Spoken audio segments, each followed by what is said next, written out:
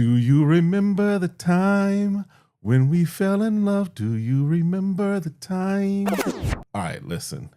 Lattafa's put out put out banger after banger. They put out fragrance after fragrance that right now, a lot of things are overshadowing some of the old stuff, right? We're all talking about now Dynasty. We're talking about Mashrabia. We're talking about Teriyaki Intense. But there's some fragrances that Lattafa has in their catalog that I think it's time to at least revisit. I'm going to call these the 5 forgotten Lattafa fragrances in my collection. You might give us your own, but I'm going to give you my 5 here in a moment. Stick around.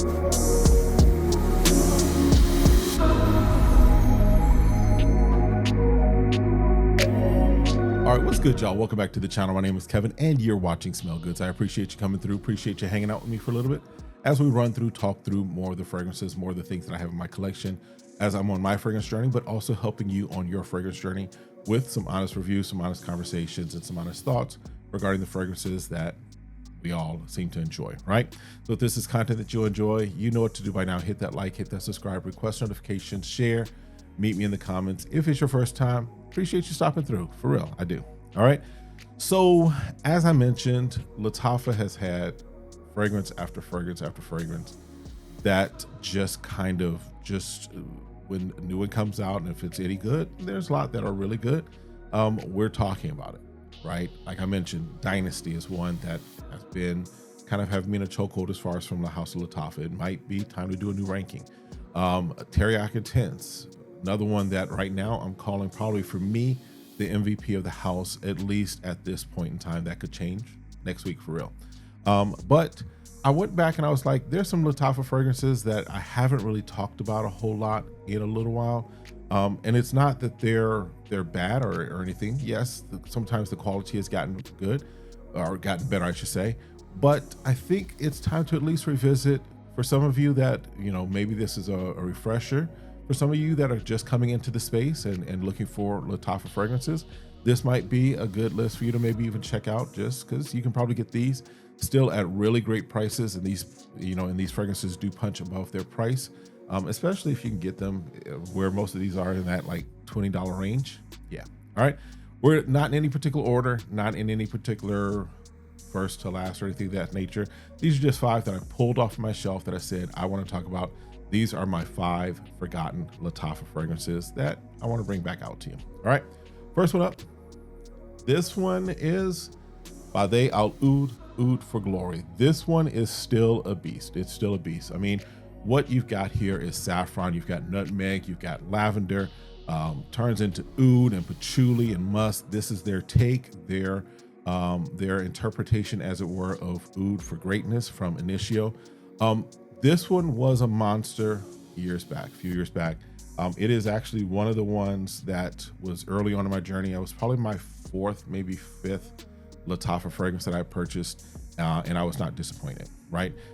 This one is definitely kind of more nights out, more cool weather, just a couple of sprays and this thing will last you for a while. This, as far as performance, it is stronger than I remember. I mean, it's gotten stronger even as I've let it sit there. And it does settle really nicely, really smoothly after about a few minutes. This is, again, one fragrance that if you've not checked it out, this is one you might want to check out. Oud for Glory from Lattafa, and these are all from Lattafa. But yeah, this definitely does, and it does what a good clone cover remix is supposed to do. It makes you want to seek out the OG.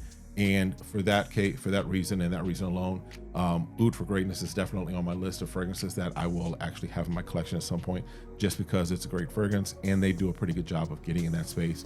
But it's a forgotten fragrance, or a fragrance that maybe we don't talk about as much, but it's time for me to at least bring it back on the table and let you at least think about it. Next one up is from the same line, if you will, out of Lattafa. This one is Amir Al Oud, and this is Amethyst. Now, this is what you've got here is you've got pink pepper and bergamot.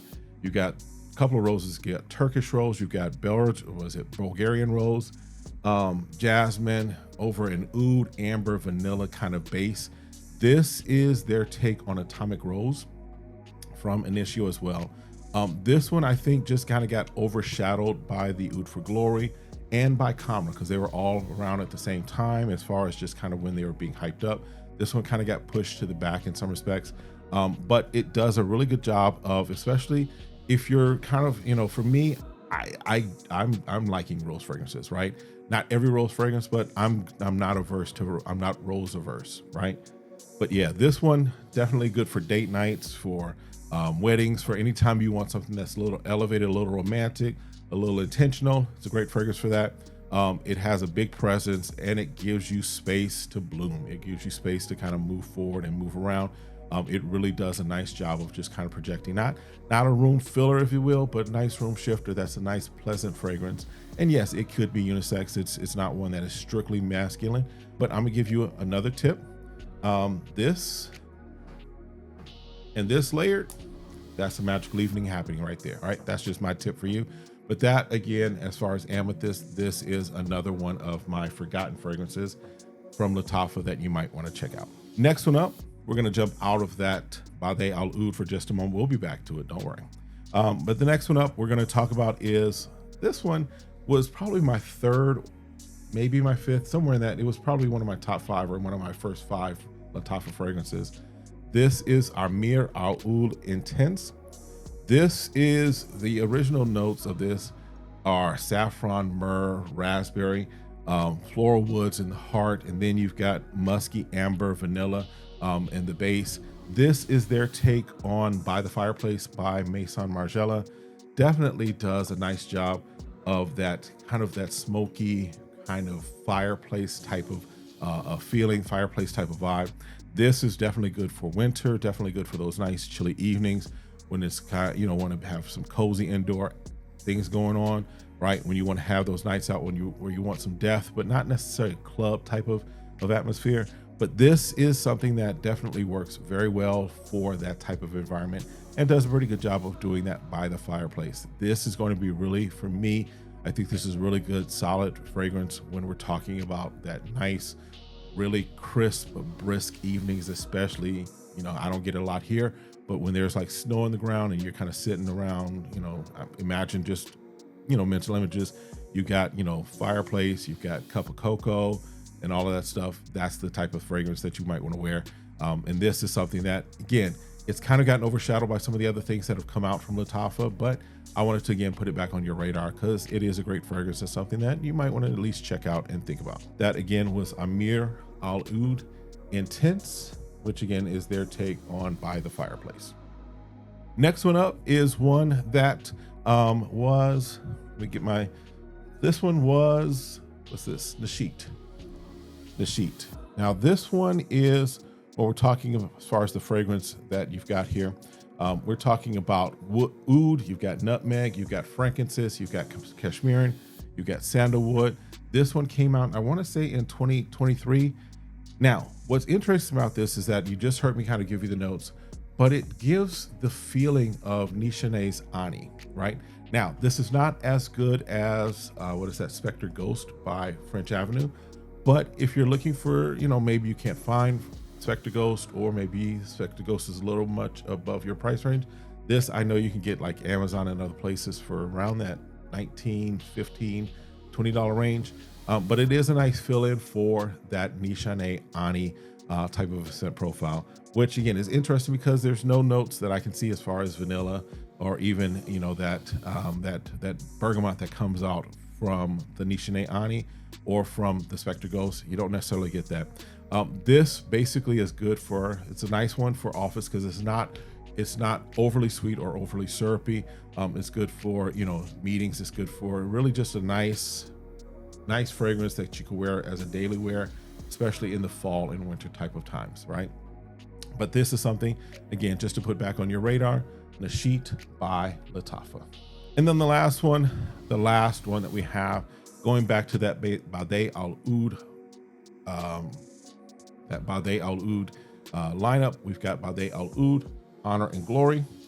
This one is a pineapple brulee spice bomb, but still a little class to it, right?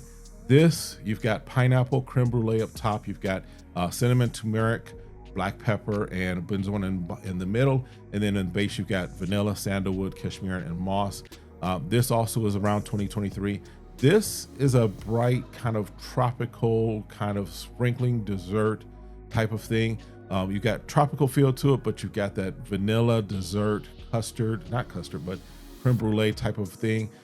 It's a nice fragrance that is a little sweet, not overly sweet, but is a nice one that, you know, if you're looking for a little gourmand, but that's not an overly syrupy gourmand, this is one that you might want to put on your radar. This, again, I think may have gotten missed or may have gotten overlooked just because with the constant drops that Lattafa has, I think this one may have gotten overshadowed. I'm pretty sure it got overshadowed in some respects by Oud for Glory and by Amethyst, and the maroon one. I didn't necessarily get into that. I couldn't get into that one, but I think it got overshadowed by those two. Plus Lattafa, you know, especially at the time, it seemed like Lattafa was just dropping thing, you know, fragrance after fragrance after fragrance, left and right. So this one I think kind of was there, but it kind of slid under the radar. But I think it's a good one to bring back, to at least bring back to your remembrance and have you maybe check out. Again, this is Amir Al Oud. This is Honor and Glory. This date night, this is parties, this is cooler evenings. This is one that does project pretty well, at least off of my skin. Just a few sprays will do you justice on this one. All right, that's it. I think I wanted to give you 5. So I have given you now 5 fragrances that I would consider my forgotten Lattafa fragrances. But listen, here's your challenge. In the comments, drop me what your forgotten fragrances are. It doesn't have to be Lattafa, but what are the fragrances that are in your collection that you pass by on a daily basis and you're like, I haven't talked about that in a while, or I haven't looked at that in a while, I haven't sprayed it in a while. Let me know what those are. What are your forgotten gems that are in your collection right now? And then of course, do me the honor, if you haven't already, hit that like, hit that subscribe, request notifications, share. I've got more videos like this coming up, and so you definitely want to be in the know and in the mix to be able to watch them and view them and like them, subscribe, and all that fun stuff. All right, that's it for this one. Do me the favor, of course, stay safe, stay sane, stay smelling good, and we'll see you next time. Have a great one. Be blessed. Peace.